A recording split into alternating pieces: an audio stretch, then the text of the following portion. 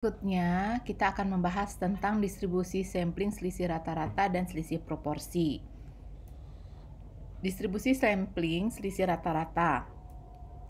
Distribusi sampling selisih rata-rata adalah distribusi probabilitas yang dapat terjadi dari selisih rata-rata dua sampel yang berbeda berdasarkan pada dua sampel tertentu dari ukuran parameter dua populasinya.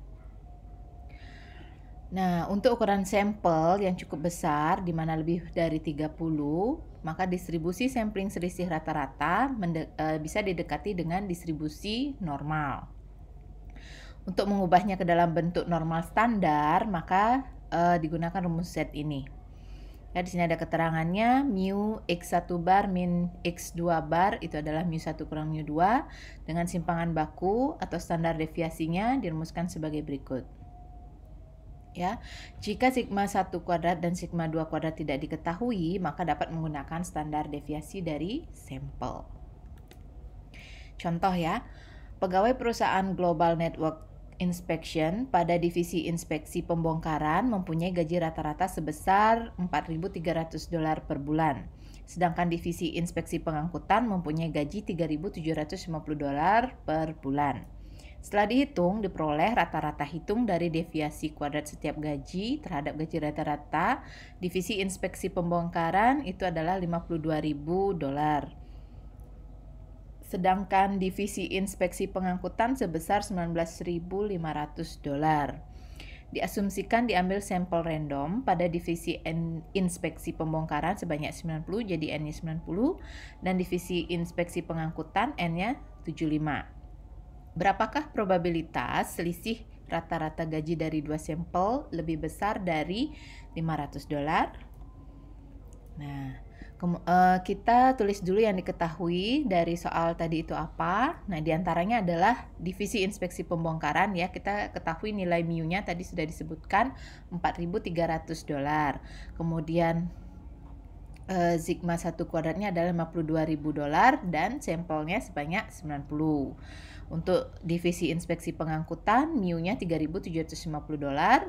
Kemudian nih standar deviasinya $19.500 dan sampelnya 75. Yang ditanya adalah ini ya, selisih rata-rata lebih besar dari 500. Nah, kemudian kita tinggal input nilai yang sudah diketahui tadi. Nah, diperoleh mu x1 bar min x2 barnya adalah 550, kemudian divisi standarnya adalah 28,944, sehingga nilai Z-nya kita tinggal input nilai yang sudah ada 500. Nah ini ya, ini X-nya x1 min x2 bar 500 dikurangi 550 dibagi dengan ini diperoleh min 1,727 atau nilai ini sama dengan mendekati min 1,73.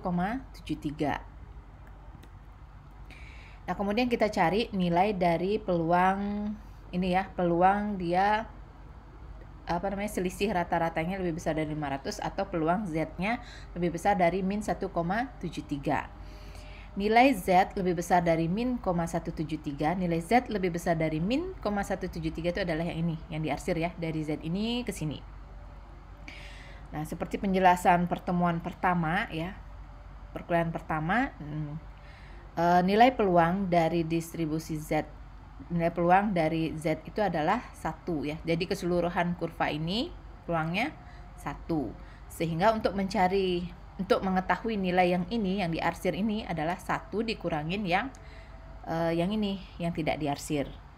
Demikian ya, yang tidak diarsir ini adalah nilai Z yang kurang dari min 1,73. Kita lihat pada tabel Z. Nah, nilai ini kita lihat pada tabel Z diperoleh 0,0418. Sehingga 1 dikurangi 0,0418 adalah 0,9582. Jadi, probabilitas selisih rata-rata gaji dari dua sampel lebih besar dari $500 adalah 0,9582 atau sekitar 95,82%.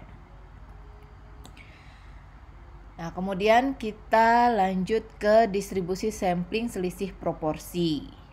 Nah, distribusi sampling selisih proporsi ini adalah distribusi probabilitas yang dapat terjadi dari selisih proporsi dua sampel yang berbeda berdasarkan pada dua sampel tertentu dari ukuran parameter dua populasinya. Kemudian dirumuskan seperti ini. Rata-rata proporsi itu diperoleh dari nilai ini, mu x1 per n1 min x2 per n2 adalah P1 min P2. Simpangan bakunya adalah ini, ya, sigma x1 per n1 dikurangin x2 per n2 adalah ini. Nah, kemudian sama ya seperti tadi, karena sampelnya itu lebih besar dari 30, maka dia bisa didekati dengan bentuk normal standar. Ya, bisa didekati dengan distribusi normal dengan bentuk Z-nya seperti ini. Ya, jika P1 dan P2 tidak diketahui dan dianggap sama, maka nilainya dapat diformulasikan sebagai berikut. Kemudian standar baku proporsinya ini ya, sigma x1 per n1 min x2 per n2 dirumuskan seperti ini. Untuk lebih jelasnya kita lihat contoh soal. Nah, contoh soalnya seperti ini. Alia dan Desi akan melakukan sebuah pertandingan pelemparan sekeping uang logam. Desi akan menang bila memperoleh 8 sisi gambar lebih banyak daripada Alia. Jika diasumsikan mereka diberi kesempatan masing-masing melempar uang logam sebanyak 40 kali, berapa peluang Desi memenangkan pertandingan ini? Berilah saran, apakah Desi akan ikut dalam pertandingan atau tidak? Jika harapan kemenangannya harus sebesar 15% atau lebih. Untuk menjawabnya kita tulis ulang kembali yang diketahui di soal itu adalah P-nya.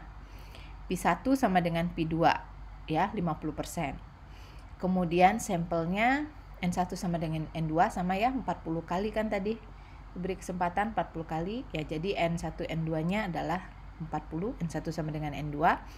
Kemudian yang A ditanyakan adalah peluang selisih proporsi ya, lebih besar dari 15%. Nah, sehingga kita cari dulu mu x1 per N1 dikurangin X2 per N2.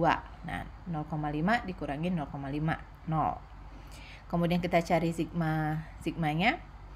Nah, di sini ada kesalahan ya. Ini nilai P1, ini nilai P2, ini seharusnya N1 dan N2. Ya, ingat ini N1 dan N2. Berarti di sini bukan 0,5 tapi 40. Nah, coba nanti tolong dikoreksi, diperbaiki nilai di sini berapa, sehingga nanti ditemukan nilai Z yang benar. Kita misalkan nilai ini benar ya. Kita misalkan nilai ini benar. Ya, nilai ini benar sehingga ditulis ulang kembali di sini untuk memperoleh nilai Z-nya. Tapi nanti tolong dicari nilai yang seharusnya di sini ya. Nah, jadi pembaginya di sini nanti berubah sehingga akan mempengaruhi nilai Z-nya. Kita anggap ini benar. Kita anggap ini benar dulu. Sehingga nilai Z-nya adalah 1,34. Ya, karena di sininya ini adalah lebih kecil dari 5, maka dia dibulatkan ke bawah yaitu 1,34. Kalau ini lebih dari 5, maka di sini menjadi 1,35. Oke.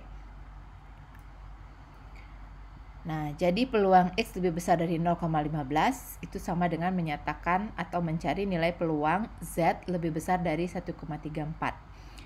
Nilai Z lebih besar dari 1,34 adalah bagian yang diarsir ini. Nah, seperti pertemuan pada pertemuan perkuliahan pertama ya. Nilai peluang dari distribusi Z-nya adalah 1, sehingga untuk mencari nilai daerah yang diarsir adalah 1 dikurangin yang tanpa diarsir. Ya. Jadi nilai Z kurang dari 1,34 itu adalah 0,9099. 1 dikurangin nilai Z ini adalah 0,0901. Jadi peluang Desi memenangkan pertandingan ini adalah sebesar 9,01%. Maka sarannya Desi tidak mengikuti pertandingan ini karena peluang Desi menang kurang dari harapan menangnya, yaitu ya kurang dari 15%. Jadi sarannya dia tidak mengikuti pertandingan ini. Jadi sekali lagi di sini tadi masih terdapat kesalahan perhitungan ya di sini. Penyebutnya di sini adalah seharusnya N1 dan N2. Di sini 40. Jadi coba tolong dicari nilainya berapa. Kemudian nanti ditemukan nilai Z-nya. Nah, nanti dicari pada tabel Z nilainya ya. Ini pasti berubah sehingga apakah masih disarankan tidak mengikuti pertandingan atau mengikuti, nanti tergantung nilainya. Ini ya, kalau dia ternyata lebih besar dari 15%, berarti dia mengikuti pertandingan. Tapi kalau ternyata hasilnya masih tetap sama, kurang dari 15%, maka dia tidak mengikuti pertandingan. Kemudian nih perhitungan dengan MATLAB. Oke, demikian pembahasan kita tentang distribusi sampling untuk selisih rata-rata dan juga selisih proporsi. Mudah-mudahan bisa dipahami. Terima kasih.